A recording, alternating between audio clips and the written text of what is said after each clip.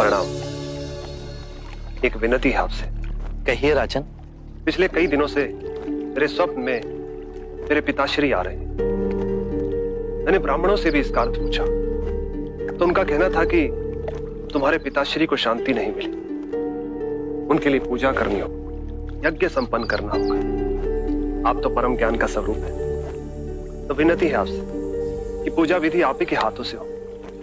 जो मेरे पिताश्री तक पहुंचे उन्हें मुक्ति मिले, जीवन मरण के इस चक्र से वो मोक्ष पाले। अवश्य राजन। आप मिट्टी के 2 घड़े मंगवाइए, एक में घी भरवाइए और एक घड़े में कंकड़ पत्थर भरवाइए, और उन दोनों घड़ों के मुंह कपड़े से बंधवा दीजिए और उन्हें लेकर नदी के तट पर आइए। मैं वहीं आपकी प्रतीक्षा करूंगा। मैं भी इसका प्रबंध करता हूं महाराज।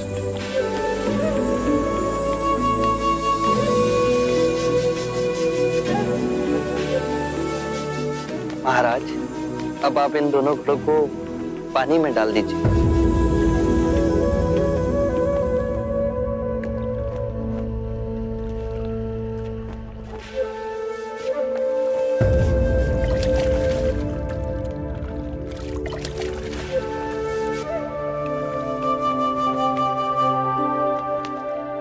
महाराज, अब इन दोनों घड़ों को आप तोड़ दीजिए।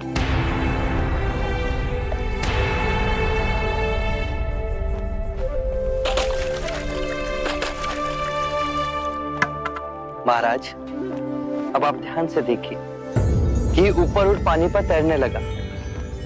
अब बताइए, मेरे या किसी और के पूजा पाठ करने से क्या ये घी नीचे बैठ सकता है? असंभव।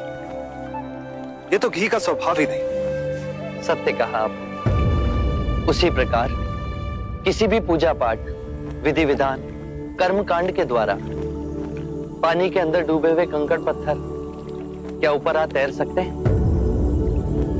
नहीं बुद्ध, ये तो प्रकृति के नियम के विरुद्ध है। तो हम प्रकृति से भिन्न कैसे हुए? हम भी तो प्रकृति का ही रूप है। सत्य कहा बुद्ध। एक सत्य ये भी है राजन, यदि हमारे पूर्वजों ने अपने जीवन काल में कंकड़ पत्थर बोए, दुष्कर्म किए, तो वो स्वाभाविक ही कंकड़ पत्थर की तरह नीचे बैठ जाएंगे। और यदि उन्होंने अपने जीवन काल में सत्कर्म किए तो स्वाभाविक ही घी की तरह ऊपर आ तैरने लगेंगे। जो बोएंगे वही काटेंगे। परंतु इस शरीर रूपी जीवन काल में ही नहीं, अपितु इस शरीर रूपी जीवन काल के पश्चात वाली यात्रा में भी हम जैसे कर्म करेंगे वैसा ही फल मिलेगा। अब बताइए, इस प्रकृति के नियम को कोई पूजा पाठ, कर्म कांड, विधि विधान, यज्ञ हवन मिटा सकता है?